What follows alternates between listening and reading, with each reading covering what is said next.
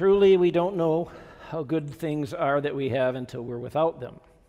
And I was reminded yesterday, as my family and I have a sister and niece here and my brother for the weekend, or a little more anyway, and we took a walk yesterday. We went down and parked in the dirt parking lot and walked on the paved trail toward the soccer fields. And it wasn't too long ago, and you guys who are regular know we hadn't walked in a long time, because just a little over a year ago, Diana had that back surgery, and we walked before, and we would walk around our subdivision, which is a nice walk, right, Doug and Doris? That's a nice walk. We'd go down to the park. We'd go out to Seven Lakes and walk around out there, and it was good for you, but you just enjoyed it, the sights and sounds and things, and it just reminded me how important it is that we're able to get out and walk, that Diana is able to walk, and there are just so many health benefits to walking. Now, I know there's some runners in our midst. We recently had some conversations with some runners. I could never do that unless something's chasing me or somebody's pulling a bucket of chicken ahead of me. And I could run then, and I probably would, and I'd run it right down, but walking is so valuable, and more research that's done betrays the benefit of a walk and a repeated walk. So we're going to start down another walking path today. We walked through the vineyard. We strolled through the vineyard for 3 weeks and talked about remaining in the vine, and we're entering into a new walk, stroll, run. That's interesting and good, is that the gait we take, the speed we're at, is tailored to who we are and how we're made. So we don't have to walk at somebody else's speed. But a couple things about walks we need to remember is it's not just the benefit doesn't come from taking one walk and no others. It's a continued walk. And the other truth is the more you walk, the more you can walk, until you reach a certain age, and I know that happens to all of us. So we're going to walk down this road that is a walk of discipleship. So the new series is Paths of Discipleship, and I want you to think in terms of this. And we're called to make disciples. The last chapter of the book of Matthew 28 and verse 19, Jesus said, "Go and make disciples." He explains a little bit more after that what that means, and we have a whole Bible full of kind of how that should look and where it should come from. And I remember at my first church, it was the Otisville Church, and I was fresh and green, 29 years old, coming out of a different occupation into the ministry, and had no idea kind of what I was doing. And regulars, I still don't really have a good grasp on what I'm doing, but the Lord leads. That's why I keep doing it, And so it's always been important, from leadership down to pastors, and we need to disciple people, whatever that means. We're going to do a little definition in a minute too. And so what we had available then were called Timothy lessons. They were printed, little like half a sheet of paper, and they were all this way, and you opened them, and they had 6 or 8 themes. And so to disciple someone, you had a class, and everybody came to the class, and you taught about what the Bible said. And here are just some of the subjects. You may be familiar with this. So we talked about the importance of being in the Word daily and regularly, about prayer and what it is and how to do that, about fellowship, not trying to be a Christian on your own, about serving, using your gifts, about evangelism, so I'm spreading the word about Jesus. That part of him I know because he has interacted with me. And then giving. Those were given. I think there might have been a couple other topics. And if I'm not mistaken, giving was right up there, because it used to be really important for some reason for some people to drill into new followers of Jesus. And sometimes those of us who just need to be reminded that we ought to be giving. We take a different tack because the Bible takes a different tack, really. And that's what we called having a discipleship program. And I didn't like it. I still don't like it. I tried to find an old copy, a set of the Timothy lessons, but I couldn't find them, thank goodness. Anyway, what I know now, or believe now, is that these disciplines are important, but that's really not discipleship. Disciplines is defined in this way: an orderly or prescribed conduct or pattern of behavior. And so I'm not going to say those aren't important. We need disciplinary practices. But here's what I think. Instead of gathering people together in a class and trying to get them all to do something new, we get to a different place of understanding what disciple and discipleship is. And I think we wouldn't be able to hold ourselves back from doing these things. And we'd go, I want to give. I mean, that's whenever I do a giving talk in our service, that's always kind of the baseline. It's like, it's a symptom of being in the right place and cultivating a relationship with Jesus. So those are valuable, but I look at it as these things build on a foundation, but if you don't have the foundation, how in the world can you build on it? And that's what we used to do in the church. We flipped it around, and we made the foundation the practices instead of what would motivate someone to do practices for the right reasons and get actually something out of it, not just, I've done my duty. What a terrible continual. So once in a while you have to do that, right? That's the world we live in. Sometimes you just have to push through. So this is the first week of this series, but this is not going to go very far today. We're going to talk about some deeper things, not deeper because they're awesomely revelations I've received or anything, but I mean, like, it goes beyond the practices. It goes to the heart, the issues of the heart. But we need to define. So if you have a handout today, the first blank in your handout is disciple definitions. And so the Scripture gives us the first look at what this whole deal is about, disciple and discipleship, and it comes from Jesus' own mouth. Awesome. So that's a good example. Mark, I chose the Mark version of this, the calling of the first disciples. As Jesus walked beside the Sea of Galilee, he saw Simon and his brother Andrew casting a net into the lake, for they were fishermen. Come, follow me, Jesus said, and I will make you fishers of men. Thanks, Pastor Mike, for praying about the fishers of men. Yeah, there he is. God spoke to him. So we know in the accounts of the New Testament that Peter and Andrew, Philip and Nathanael, who was also called Bartholomew, and Matthew heard, come, follow me. And it's probably that James and John heard it, but it doesn't really say. It said they began to follow, but they were kind of all in the same place. So we know these people that ended up being called disciples heard Jesus say, come follow me. And when you look at the plain, simple definition of disciple, it is one who follows. One who follows. In the New Testament, I'm talking about people who are Christ followers, and if you're not, that's okay. Discipleship begins before you even get to the point where you accept Jesus, because his grace goes before and helps us know he's even there. So there's stuff in here for all of us. 269 times the word disciple is used to describe the people who follow Jesus. Interestingly enough, the word Christian, it's the word we use 3 times in the whole New Testament, and it is a title of derision. We are known as the disciples. We don't talk like that. I'm a disciple.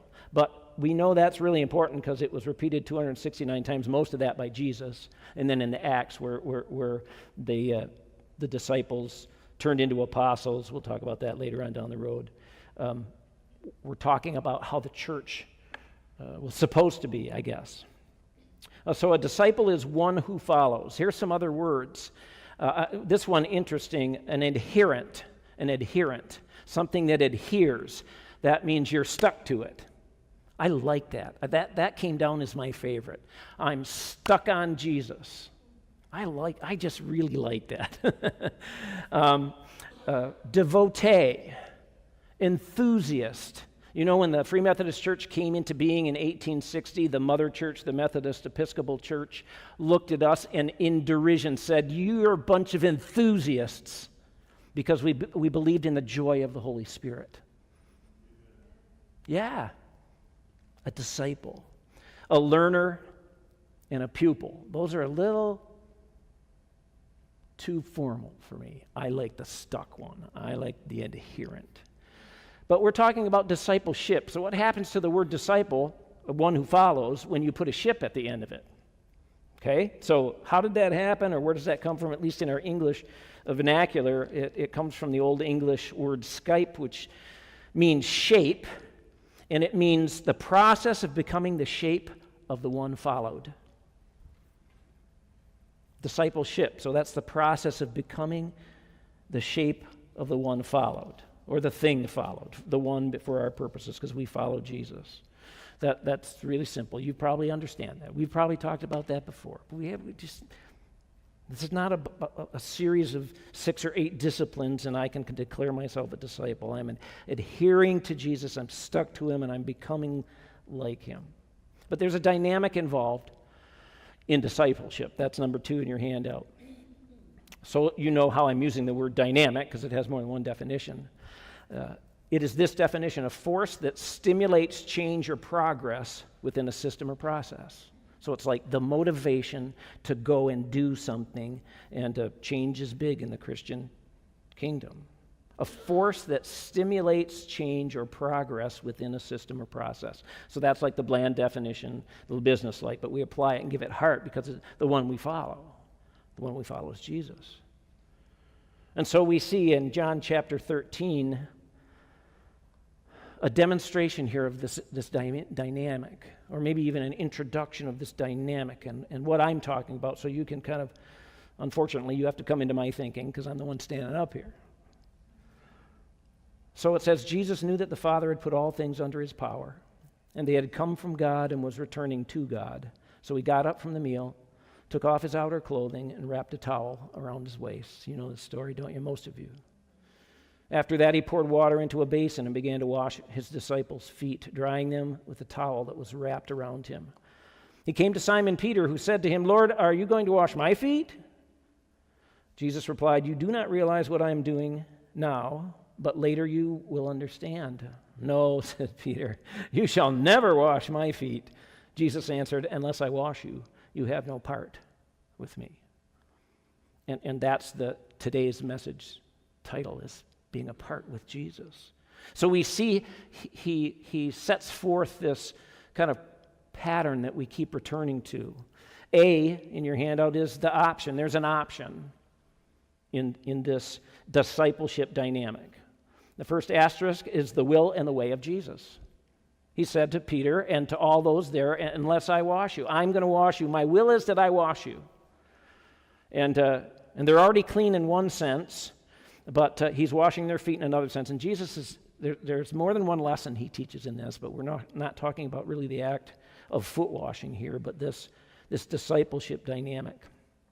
And then the other option is the will and the way of me. And Peter said, you shall never wash my feet.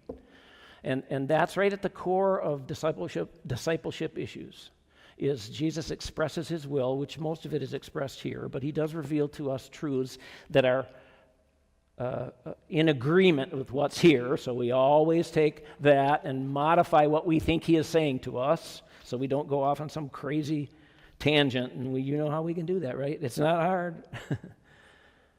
And there's this will he offers, and then we have our own will, and then they're in conflict. They don't agree with one another.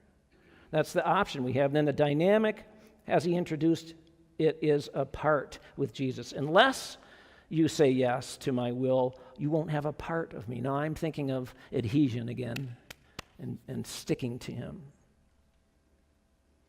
So part means one of the essential parts of the whole. I'm thinking of jigsaw puzzles. I want you to think about it in different terms. It's not a complete, excellent illustration, but it serves to help us understand this having a part of me, because it's not a part with him. Important distinction. It's not, I have a part of Jesus. So Diana loves jigsaw puzzles. We have a couple, Michigan, and then she puts that stuff on them and puts them in a frame, and Mod Podge or whatever you call it. They call it something different when I was a kid, but you'd all laugh at me.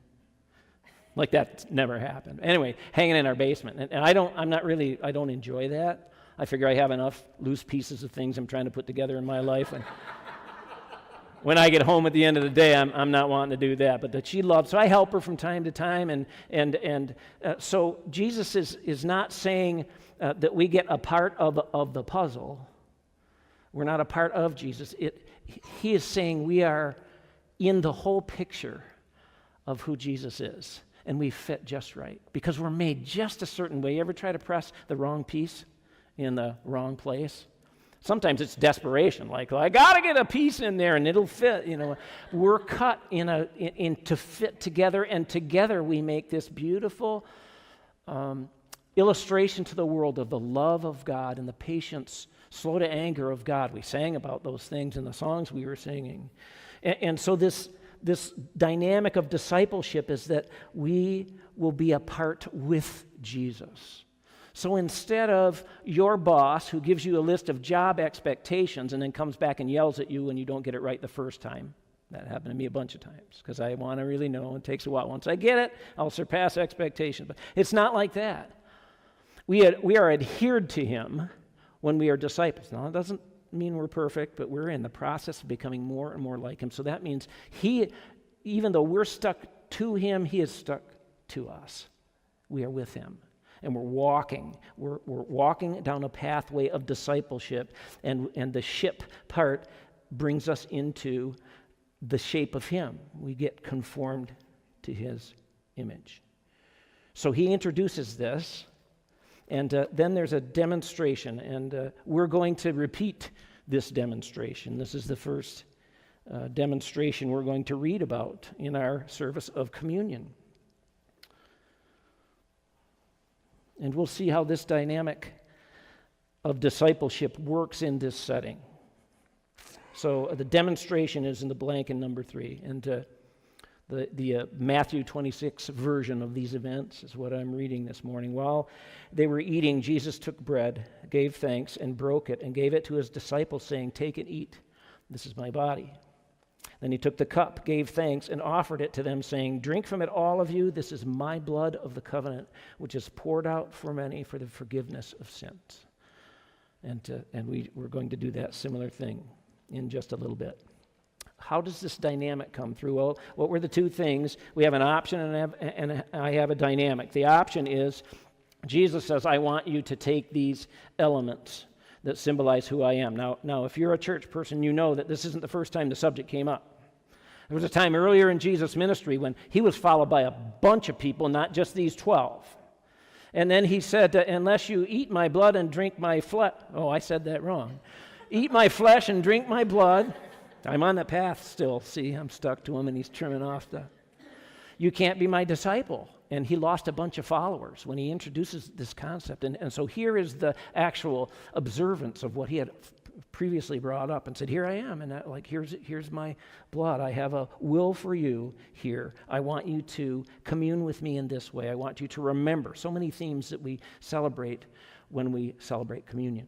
There's sad themes, there's joyful themes, there's deep things, there's all sorts of things, and so they had to decide whether they were going to take part in this and be a part with him. That was the dynamic, and they didn't understand it, but we get to, when we take communion, we remember that he died for us. We remember that when he created this thing called salvation, which frankly, let's say it's a church word unless we help other people understand what that means. Well, I don't need to be saved. Well, we are eternally doomed. And it's sin that dooms us, and he took all that sin and paid the price for all that sin. So as God looks at us, he looks at us through that sacrifice and sees us as whole and holy. If that doesn't bring tears to your eyes at least once in a while, then you don't get it. It's big. It's big, it's huge, like nothing we've ever experienced, and I can hardly wait to the fullness of that when we really get it, when we're in his presence. I hope it's in 5 minutes, but I'll take it when it comes. He's coming back. So in beginning this series, so there's hardly any information here, hardly any direction. I have one question for you to be asking yourselves, and that is at the bottom of your handout. I think it's up on the screen. What kind of part do I have with Jesus? I want you to be thinking and praying about that. We're going to be talking about some things that probably aren't normal when you're talking about discipleship. But what we just got to get to the bottom, or discipleship, as you know, I don't gloss this over. Following Jesus is not easy in this world. But he fuels us to do just that in victory. But we need to know and revisit and strengthen our motivations and foundations to propel us through the times when we're squeezed. And we will be squeezed. What kind of part? Do you have a part with Jesus?